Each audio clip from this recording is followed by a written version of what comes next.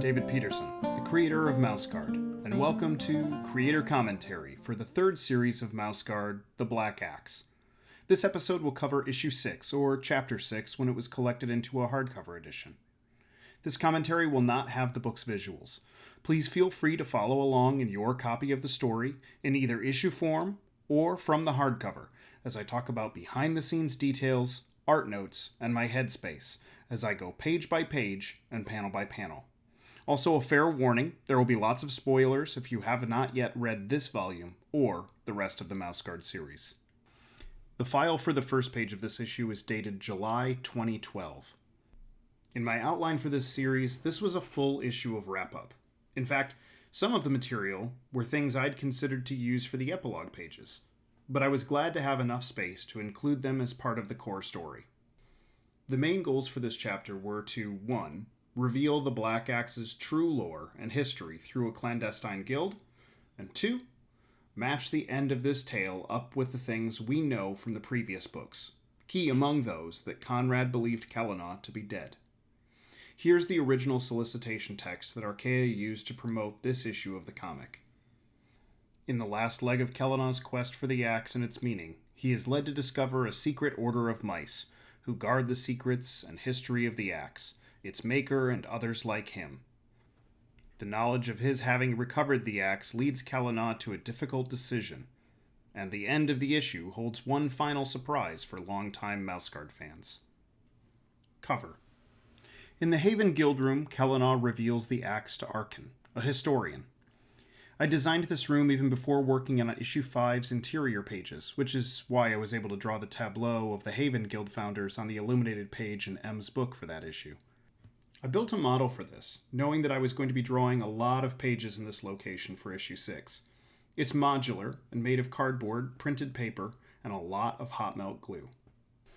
The architecture wouldn't fit to be a full wraparound cover image without zooming in so tightly that it made the mouse figures too tight against the comic's logo and credits. So, I decided to just fade off to the left with darkness, which I hoped implied the clandestine nature of this place. Inside front cover. The visuals for this intro text were based on a type of page from the Book of Kells, where the type is mostly framed by a box or grid of borders and patterns, but few illustrated figures. Folio 8R and 114V are the examples I think I studied to do this piece. The text about death and the unending work of the Black Axe ties in with the reveals in this chapter that Conrad believes Kellanah to be dead by his own paw, and that Kellanah isn't the first nor last of the mice to wield the Black Axe with that title. Page 1, Panel 1. Shorestone! Kellanah is approaching the City of Builders, something Luke and I established in the Mouseguard RPG. I built 2 models for Shorestone, the exterior, seen here, and then an interior modular hallway for later scenes. Kellanah is wearing a hood, in addition to his Eberogre fur cloak. It's the fragment of his old pale blue cloak, the one that helped carry the Fox's Eye to King Luthabin. Another art note, the dandelion puffball seen in the distance is a nod to Rand. Like I mentioned in the last creator commentary, I sometimes associate certain insects or floral motifs with certain characters, like Kellanah with the ladybug. Well, for Rand, I associate him with the dandelion. And since Shorestone will later be Rand's birthplace, I also drew a short story called The Axe Trio with a young Rand and his father set here. There is that lone symbol. It also works as a time-telling symbol for this story. It's almost at an end, as the seeds fly away, but they've surely planted themselves to create new tales. Panel 2. So it took Kellanah 3 days to travel to Shorestone, and now we are getting to see part of the city facade being built, or perhaps just maintained, by masons. Panel 3. The text reminds the reader what drew Kellanah here, M's last written record about the Black Axe. For the mason's work and tools, I looked up some reference about old world masonry, and then just tried to draw it in a way that seemed believable for mice. I also tried to keep those worker mice active, like how in a Law & Order episode, no one ever stops what they're doing when the police visit their place of work. They constantly move and chew up the scenery and props.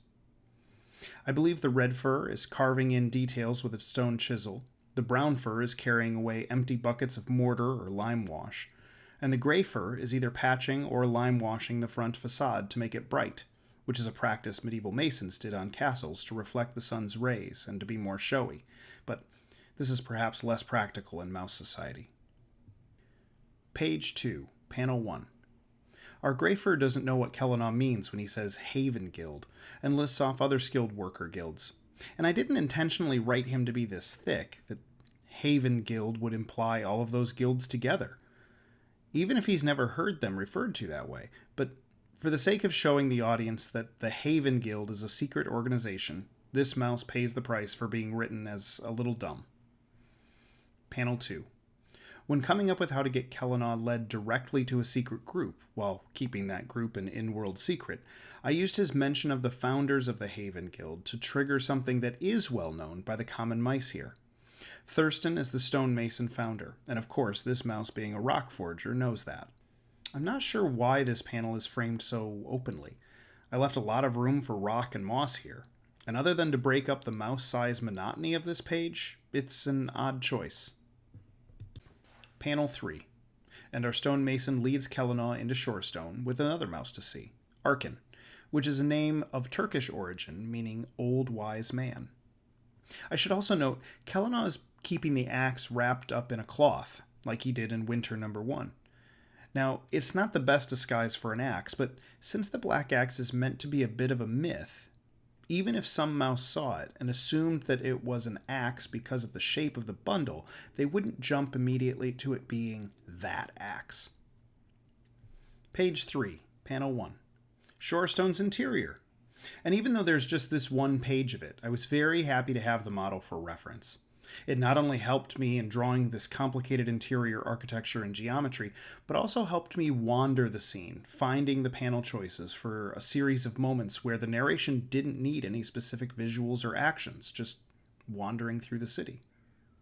The open windows seen in the front of Shorestone's central tower are later referenced in the Legends of the Guard box set slipcase, where Master Glazer Rudolphus was working on the stained glass panels for these openings when he received a letter denying him as a member of the Haven Guild. So, he stopped working on them and started work on some matriarch portrait windows for Lockhaven. The banner signs here are for the Wornstone Inn, and across the hall, a tavern. Panel 2. The banners hanging from the ceiling represent the past and present city, town, and village locations Shorestone provided craft workers to help build. I based this idea after seeing the flags in St. Patrick's Cathedral in Dublin, a trip I took just before starting the Black Axe that also led to the inspiration for the Matriarch Chamber and further reference for the Book of Kells, inspired illuminated manuscript pages. The further flag is one that I drew in the 2009 sketchbook, but I'm not sure I ever assigned a Mouse Guard city location to it. The closer one is a reference to one of the tapestries seen in Alex Scheichmann's Legends of the Guard story, Oleg the Wise. In fact, it's being preserved here in Shorestone as something I wrote into the tavern scenes in that Legends volume, just as some story seeding, almost 3 years before writing and drawing this issue of the Black Axe. The shop banners here show a bookshop, seen in the archway above, a very hard-to-see corner shop sign called Moon Loom with a hanging loom icon, and a mouse with textiles and a spinning wheel is seen in the above arch. On the corner, closer to us, 3 shops are listed. Harold's Kiln Pottery, a play on Harry Potter's name, an ink and stain shop, and the Harptask Peddler, which is a simple haberdasher. Panel 3. Once they are in the skilled labor district, away from the shops that any mouse would patron, they pass a rope and knot shop, which I was inspired to create for Mouse Guard after seeing a very similar shop front in an alley in London that displayed their various ropes and twines with a display board of knots and braids decoratively laid out. And next to the rope and knot shop is a banner for woodwork.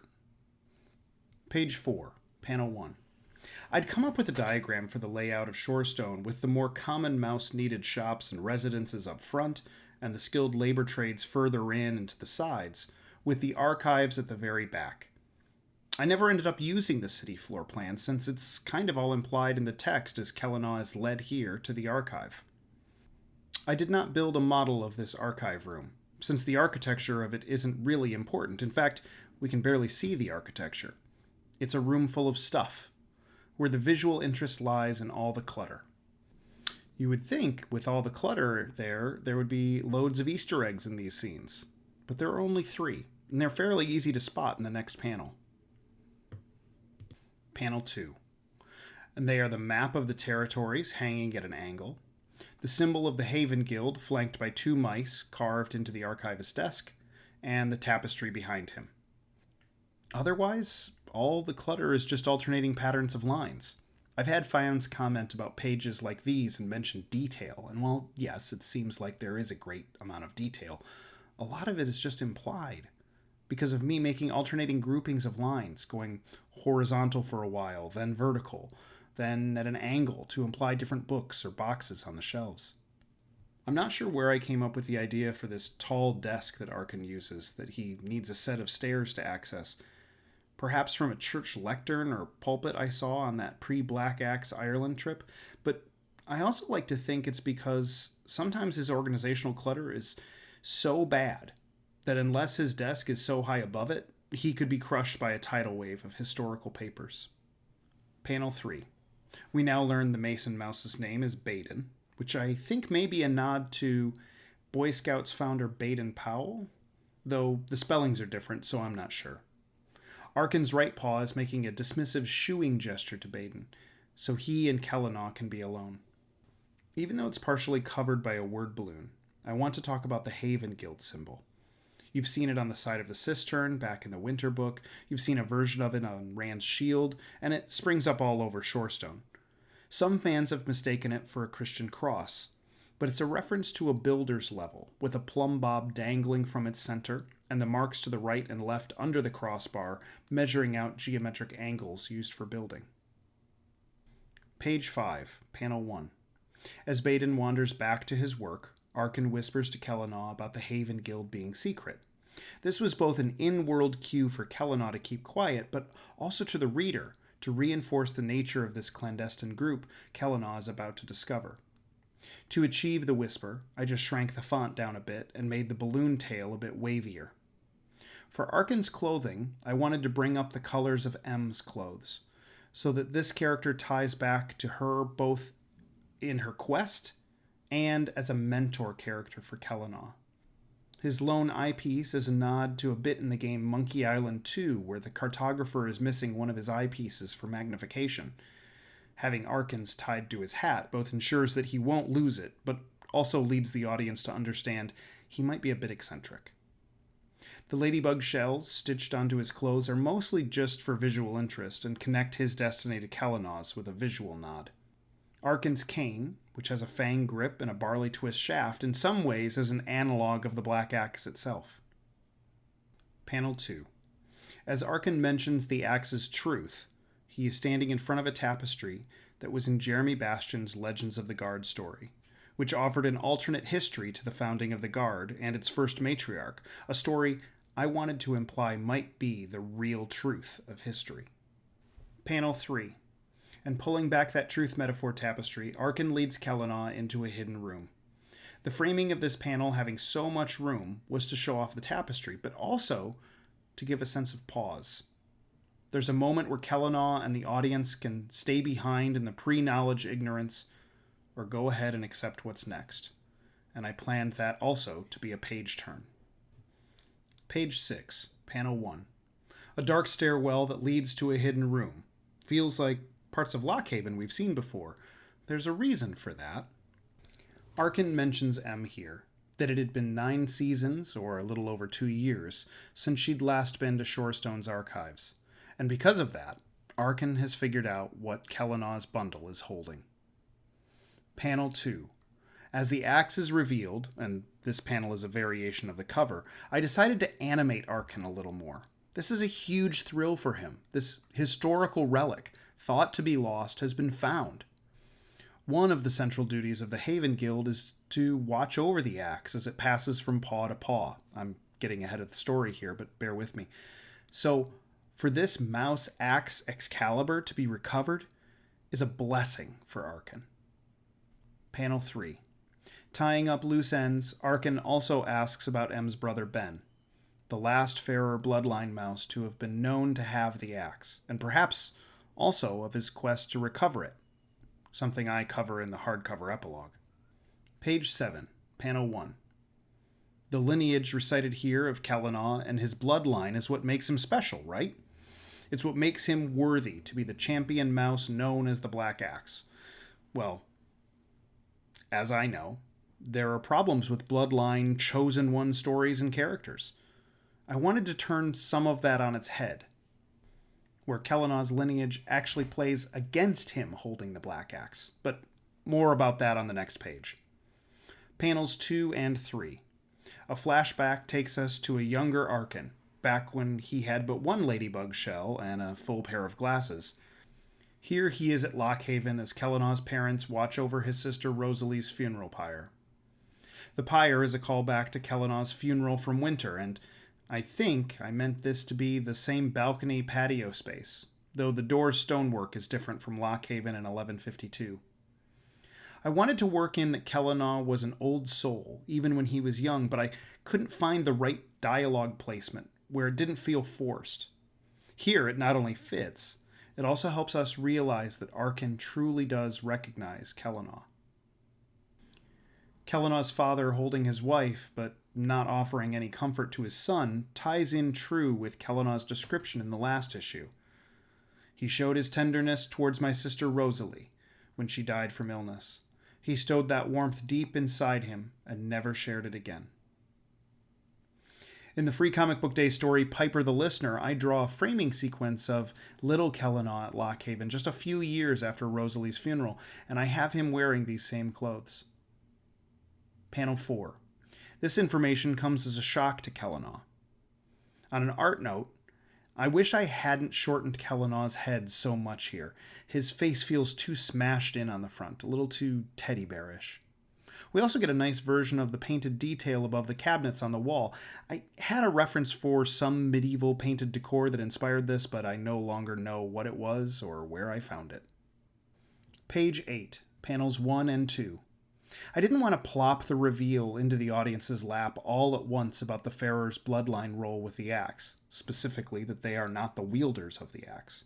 So, I begin with Arkin explaining what the reader already knows or suspects, that this group knows about the bloodline, follows the next in line, and oversees responsibilities of that heir. But then, have you chosen the next wielder changes the conversation.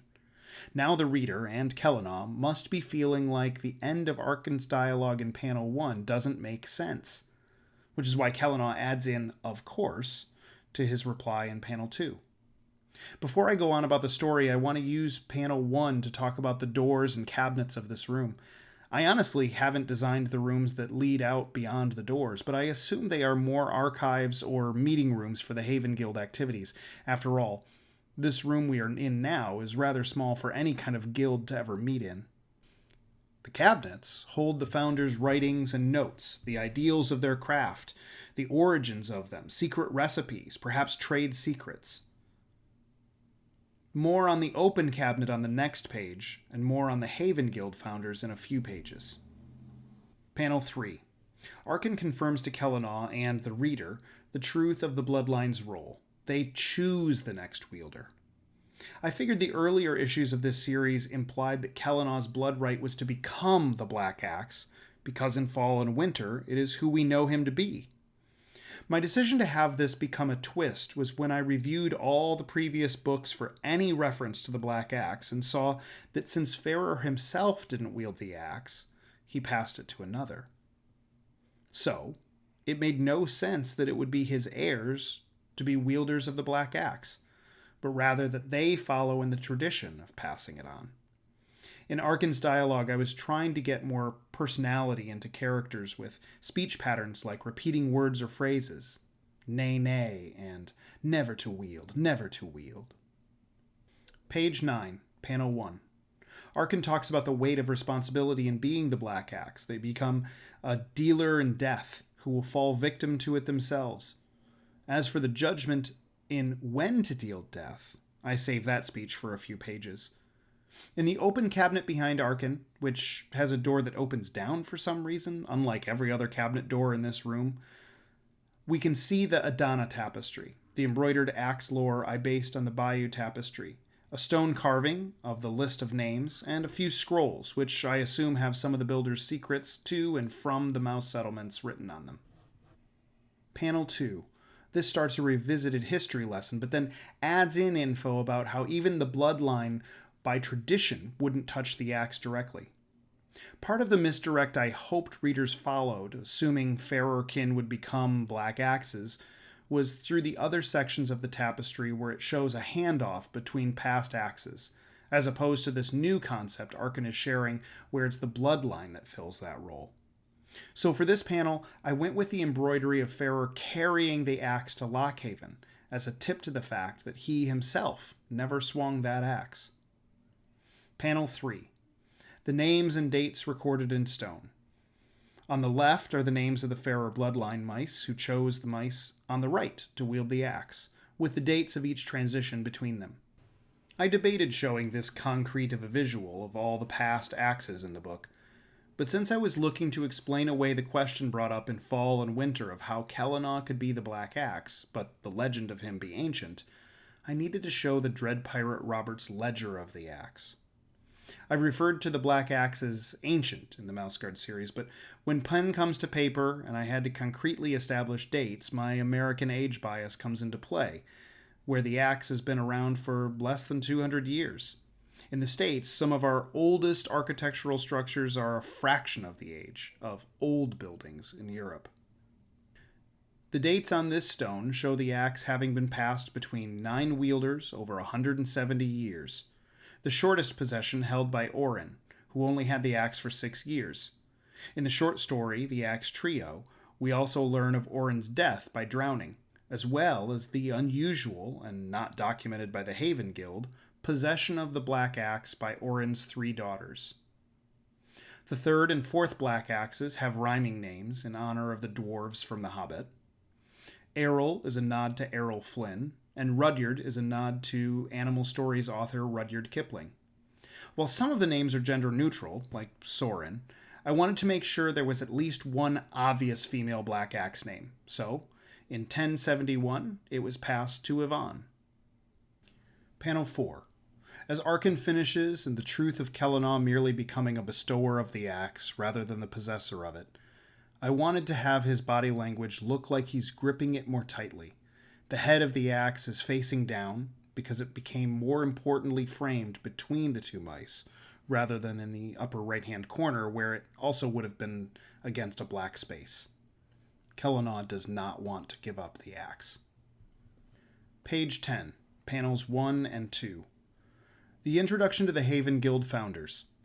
I know the framing of them was based on some religious carvings I found reference for, but again, I'm uncertain of which specific ones. The 4 disciplines are the basis of medieval architecture, mathematics being the geometry and design. And about their names. Omar, this is the only one where I can't remember what the link there is between the name and the profession. Perhaps it was just a random pick. He's seen with an abacus and scrolls, and a pair of drawing dividers or calipers on his shield with an O for Omar. Thurston means Thor's stone, and the carved mouse is a recreation of the mouse mason shown in the fall hardcover extras. The circles by his T for Thurston represent stones in a pile. Farrer, Ferris dealing with iron-based metallurgy, is shown with an anvil and hammer, as he had been shown before in axe lore documents. And Locke, a reference to the architectural work designed by Gabe Rodriguez and Locke and Key, is shown with an adze and some lumber. Ironically, the symbol by his L initial is an axe. Above the quartet is the Haven Guild symbol again. I've drawn these characters more recently as real mice instead of carvings, and would love to explore them more in other Mouseguard stories and legends. I in fact have an idea for a 5th and later addition to the group that has nothing to do with building and architecture, named Morello. Panel 3. Hidden entrances in and between mouse settlements. This is to explain that the Black Axe could move hidden between various cities, perhaps visit with or overhear their leaders, and traverse the territories unseen. The passages Kellanau and Bronwyn have been using to hide their relationship is one of those passages. The hidden route Kellanau uses to get Saxon and Kenzie inside of Lockhaven at the end of fall 1152 is one of those. The revolving portrait door is part of that route, and there are countless more of them in and between every major Mouse Guard settlement. Page 11, Panel 1. Arkin started on the last page, but sums up more here about the nature of who should wield the Black Axe. Someone who becomes anonymous, who loses everything of themselves to become a legend, who places the needs of all others above themselves, who has no loyalty or fealty to any settlement or organization other than to that of all mice as a whole. Panels 2 and 3. And as Arkin finishes his truth talk with Kellanau, he gently touches the axe for the only time, as though he still holds to the idea that none but the wielder should ever touch the sacred object, but that he still can't help himself. Arkin's assurance Kellanau will find someone like he's just described is meant to have the reader realize that it sums up Kellanau perfectly, and that those are easy dots to connect, since with this story being a prequel, we already know how all of this turns out. But the key here is that Arkin is being literal.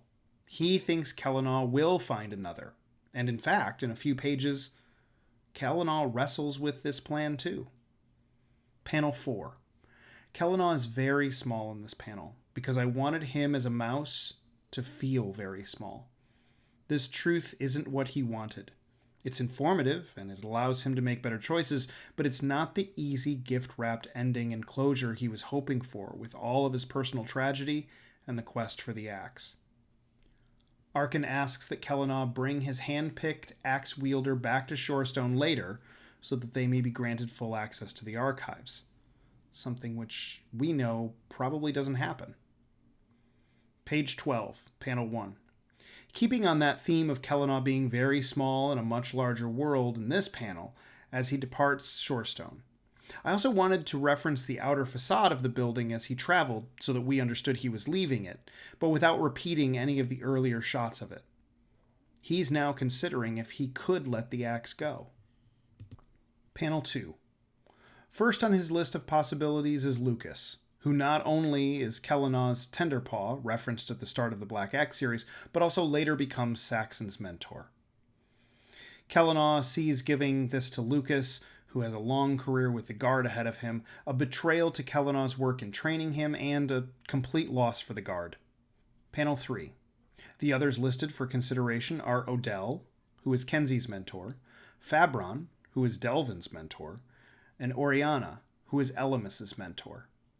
All of that information is found in the Mouse Guard RPG, by the way. As Kellanau considers guard mice unusable options, his prospects turning dark, he travels into a dimly lit wooded area. Page 13, Panel 1. But as a new idea comes to him, the backdrop is one of flowers. Panel 2. And turns to rain when Kellanau narrates about the den of conniving captains he hates Conrad being tangled in. Panel 3. And then the text turns optimistic again, and so does the backdrop, a sunset over the ridge of a sandy embankment. Kellanau still sees good in Conrad, and thinks that coupled with some modest mentoring, said in the not-so-subtle language of a blacksmith, that Conrad could make an excellent Black Axe. Panel 4. The panels on this page and the last each had slightly different lighting and settings, to show that Kellanau's journey to Port Sumac took time. Several days' journey, I'd guess. This establishing shot with Port Sumac in the distance is meant to be a visual reminder to the audience of the cliff face and upper and lower towns, which will become a major plot point by the end of this issue. The sunset is also a subtle nod that we are almost done with this story. Page 14, Panel 1.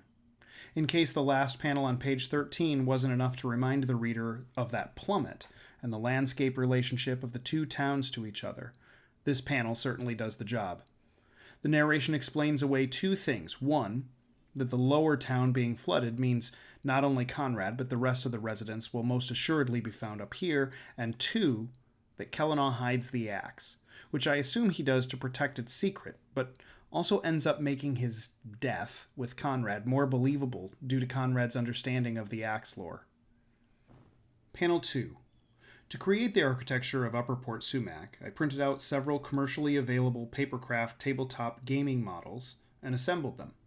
I printed multiples of each so I had spare parts, and then I kit bashed the models together, stacking bits, cutting off sections, and gluing them all together while pushing segments of small fallen limbs from my yard into the roofs and walls. As for Conrad, our first glimpse of him shows via word balloon scribbles that he's sharing angry words with the taverness. Page 15, Panel 1, Drunk Conrad. Like I did with his lettering in Black Axe Issue 2, I did here again for his dialogue, except this time making it more pronounced, the size difference and placement of the letters becoming more extreme. I also tried very hard in this last scene atop Port Sumac to add a lot of body language acting for Conrad that helped tell the story of his intoxication and his anger. Like here in this panel, where he's needing to lean on that exposed root as he insults the mouse bringing drinks. Panel 2. And after she explains that her mother is long dead, Conrad chooses to transfer the insult to her ghost. His body language changes a bit as Conrad welcomes his friend Kellinaw while slurring out his name phonetically. Kellinaw. The narration says that Conrad was drinking rum. I made that choice because it felt piratey. I assume mice make rum with the sugar boiled down from tree sap like maples. Panel 3. As the taverness goes back inside the establishment known as the Droop, the name of the fruit Staghorn Sumac produce, Conrad totters on his peg leg and speaks much too loudly about the journey to get the axe. But I can't blame Conrad. This is, after all, the tale Kellinaw promised to bear witness to, for Conrad is the price for his boat charter. Page 16, Panel 1. Conrad leans into the table, as though he thinks he's being subtle, while still speaking much too loudly as he mentions the axe. This angers Kellinaw, who has a deep scowl and explains the secret nature of the axe, which is also important, but not an excuse for Kellinaw not to help Conrad with a testimonial. Panel 2. And what has become of Conrad?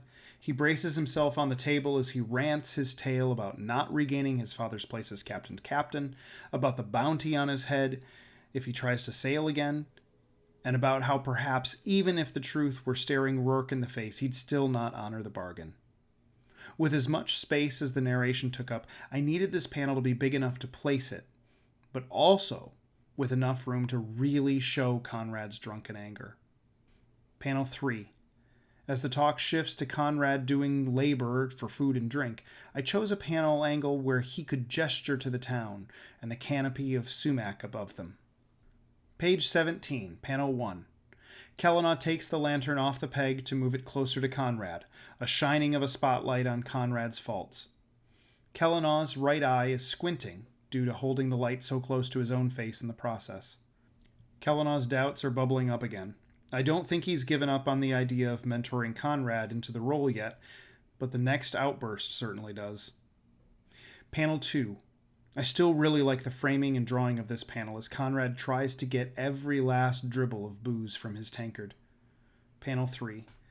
And spilling out of Conrad comes all the anger and frustration of being robbed of his title, his father, his service, his leg, and his friendship with Kellinaw. My life is worse for knowing you. While Kellinaw is a noble character, I'm sure this sticking point is not the kind of hero you thought I'd be telling a story about in the Black Axe.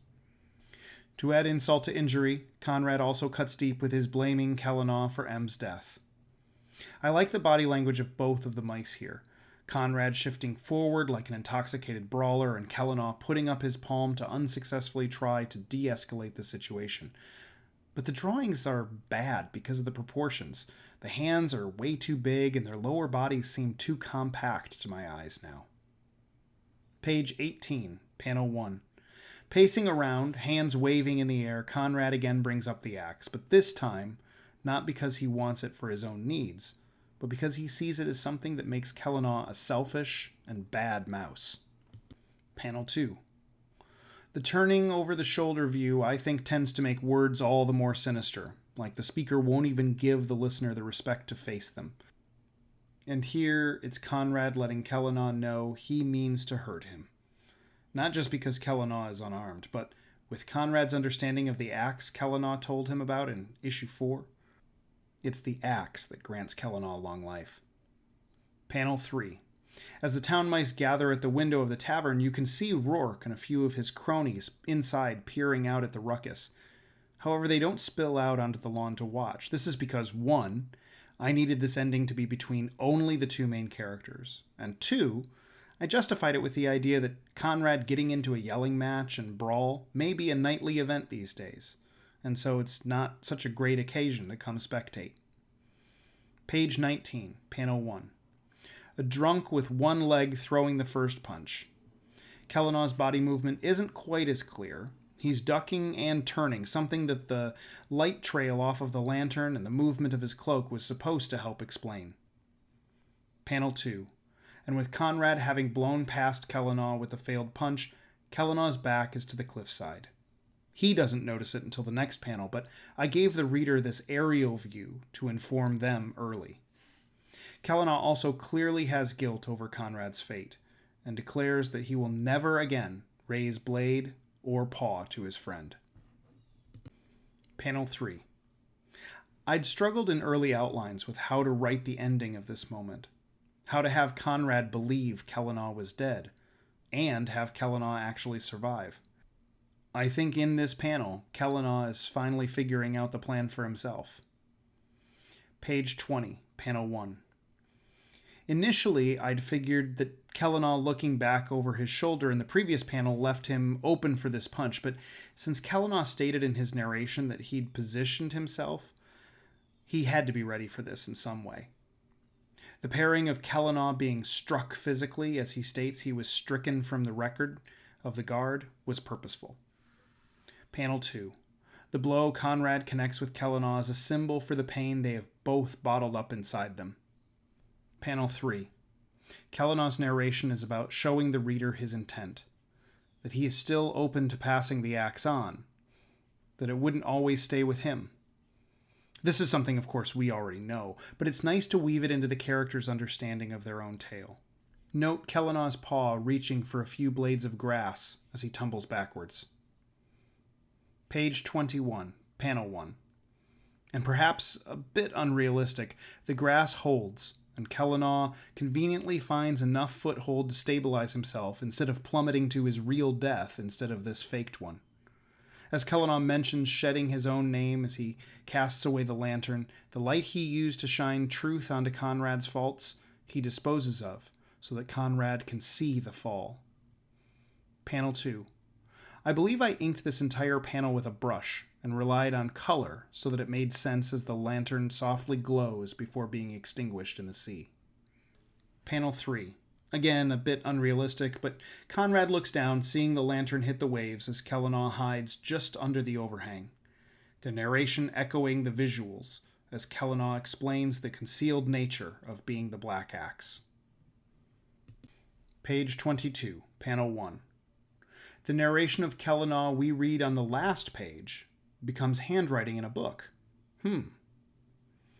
Like the other in-world text for Mouseguard, I printed out a page of the type and then placed it in the spine of a book laying open to photograph it as inking reference, so I could capture that subtle way it curved in perspective. Panel 2. The twist starts revealing itself. We have jumped ahead in time almost 40 years. The rest of Kellanaw's words being read aloud, and the last line of dialogue gives the reader an idea of who is saying them. Panel 3. It's Liam, and he's explaining the tale to Saxon and Kenzie. The entire story the reader has been consuming in this volume, The Black Axe, is actually what Liam has been telling his mentors, read aloud from M's book that was continued by Kellanaw as a journal. This scene was one that I thought I'd have to push back into the epilogue originally, but it felt too important not to be the true ending of this book. Page 23, panel 1.